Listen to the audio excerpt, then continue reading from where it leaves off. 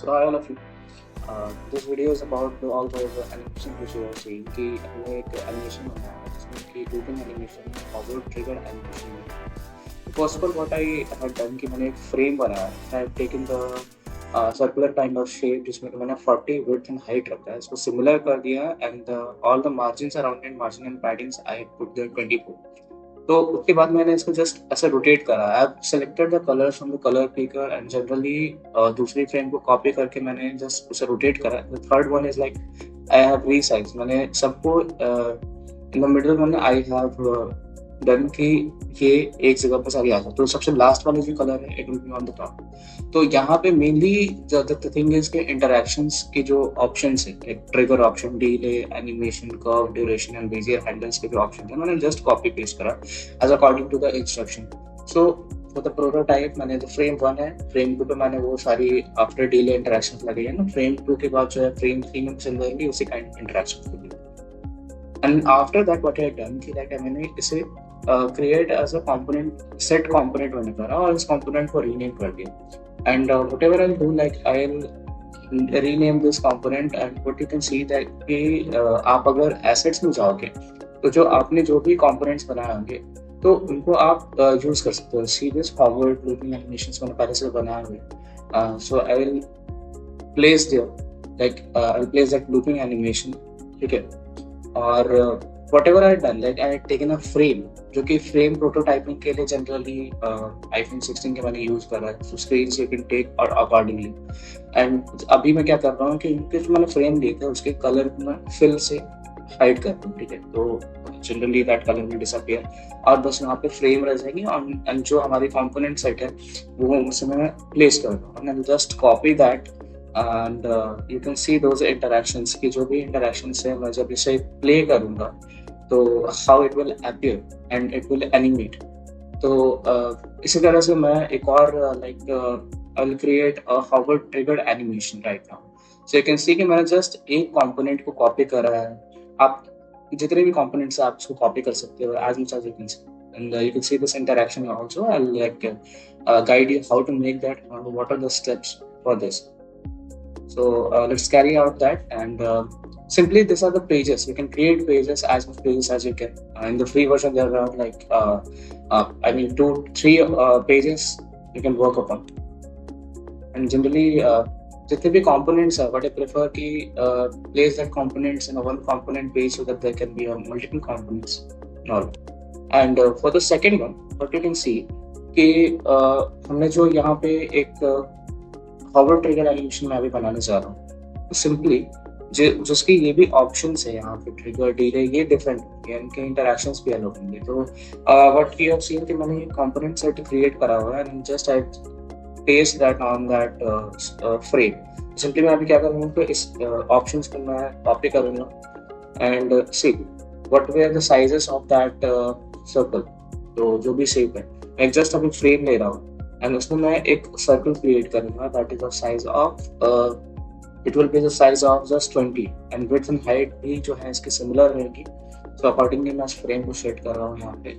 And what I will do right now कि मैं इस frame को just copy करूँ after the alignment and copy करके उस जो shape है I will enlarge that shape and I will animate that say height and width to 40. Similarly मैं इसको भी alignment करूँगा. Mainly यहाँ पे जो इसकी मैं color है वो change कर रहा हूँ. You can change according to you. ठीक है. आपको जो पसंद पड़ती कलर डाले just change it to blue. And after that what I will do कि मैं इस फ्रेम को अभी प्रोटोटाइपिंग करूँ. Just I select that frame one. मैं प्रोटोटाइप पे जाऊँगा and click that button and interact it to another frame. तो यू कैन सी कि यहाँ पे trigger like it is mixed. क्यों मिक्स्ड है? Because I am setting that into mouse enter. First of all the first trigger is about mouse enter कि जब भी वो माउस वहाँ से हॉवर करेगा या फिर एंटर करेगा तो वो कलर जो है वो चेंज होगा. And animation is smart animate. Curve को मैं ईजिंग करूंगा and duration will be generally it will B 300 seconds. I'll change that. And similarly जो है ये फ्रेम 2 को मैं फ्रेम 1 पे इंटरैक्ट करूंगा कि ताकि ये प्रोसेस जो है वो रिपीट होता रहे.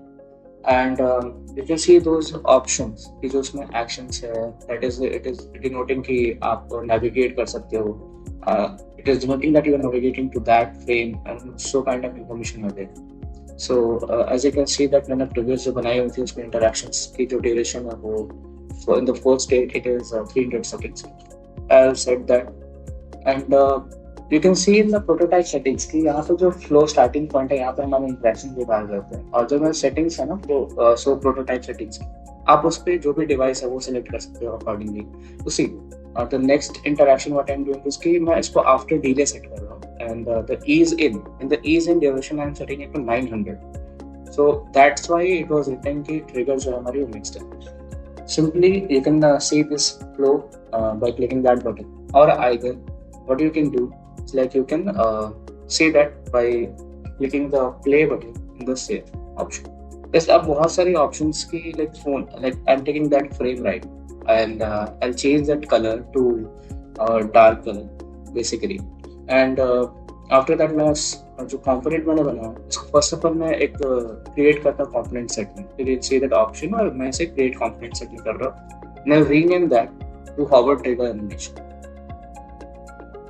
and just after renaming what I'll do कि मैं assets में जाऊँगा मेरे components बने हुए हैं already these components I can use multiple times as I said earlier also so I'll take that components